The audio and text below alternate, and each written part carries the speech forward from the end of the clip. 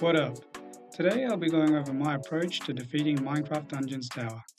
Disclaimer though, this guide might ruin your enjoyment for working out the puzzle that is the tower. If you're in that bracket, please turn away now. If not, sit back and enjoy the footage as I tried my hardest to deliberately lose to showcase the point that I was trying to get across. Note here, this guide can generally be applied to chicken and adventure modes too, but most of the footage will be from my apocalypse runs. So I've decided to break this guide up into a bunch of tips I've compiled over my many tower runs. Please note the device here is general in nature and each tower has its own unique challenges and characteristics, kind of like a puzzle, and the key is to get the right pieces in the right place. Now with the intro out of the way, let's do this! Tip number 1, the Conari Method.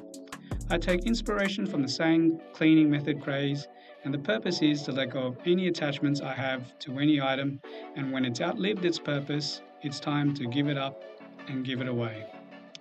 The reasoning behind this is simple. As I get higher in the tower, the mobs get tougher and beefier, requiring better and higher level gear. The key is being able to Conari my melee and armor at the right times to progress in the tower. I've narrowed this down, and what it means to me is how many strikes it takes to kill a creeper. If I can kill a creeper before it explodes, my weapon is still good. If, on the other hand, it does explode, I need a new weapon. As a general guide, this is around 3 to 4 floors. Now for some notes though.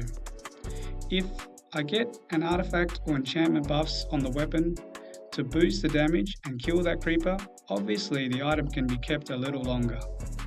The merchant is also another key I use, as he instantly increases the level of any item with his magic. Lastly, it's generally a like for like upgrade if I do get an upgrade.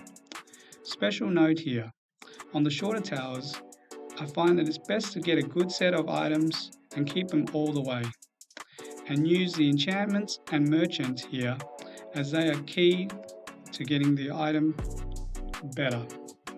If there's an opportunity for an upgrade though, I may take it, but it has to be a like for like most of the time. But in the end though, I always remember to thank the item for its service and move on.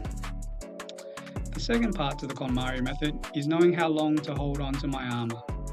I can generally get away with not having an armor upgrade for about 8 floors.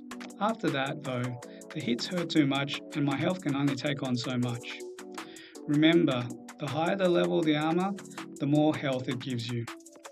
Apart from the standard buffs of damage reduction and negate, I look for in the enchantments of snowball and deflect, as this will lead into my second tip. Tip number 2, hit but don't be hit. Weapon speed, area of effect and positioning are vitally important, as most times I'm on my own and surrounded by a bunch of mobs. This is where my melee weapon has a form of crowd control, that is, being able to continuously strike at mobs without getting hit back. There are some caveats with this, and certain mobs like the Royal Guard pose a serious problem for this. That is, the grey area of effect is better to take on these mobs, like the Royal Guard, for the range, as opposed to a close range, but remember tip number 1, as you need the extra damage from a new weapon to take these mobs down. Tip number 3, sacrifices need to be made. Pets are often my biggest ally in the tower, as primarily their role is to take the aggro, leading back to tip number 2. If you get the more tankier pets, they can prove a good distraction even for bosses, meaning I can take down the boss while not having to worry about my own health. Tip number 4, use everything. Too often I'm caught in the mentality of being a warrior and end up meleeing everything. This is not the approach I should be using in the tower. There are times that I need to use my ranged weapon and artifacts. To be honest, most bosses are best dispelled with a ranged weapon, unless there's a glitch or secret to use. So I always like to get a new bow in preparation, preferably before the merchant, as the boss usually follows straight after. For what I look for in a bow, please see the link in the description. Ranged weapons have the advantage of distance and also fall under tip number 2. But be wary of the speed though, as there is a threshold on this for tip number 2. One serious warning to note though, as the arrow supply is limited, and if you're out of arrows and melee is your only option, it might just get a little harder. This next point could be a tip on its own, but essentially falls on the same premise: my artifact selection and use.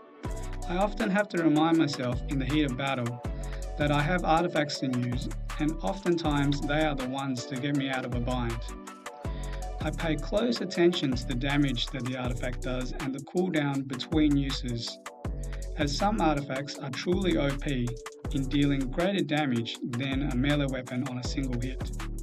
A special note here though, there are a handful of artifacts that actually work on bosses too. On a final note, this is something that I always tell my bro when we play together. There's more than one way to go, but the destination is always absolute. That is the puzzle of the tower. Hope this helps. Thanks for watching.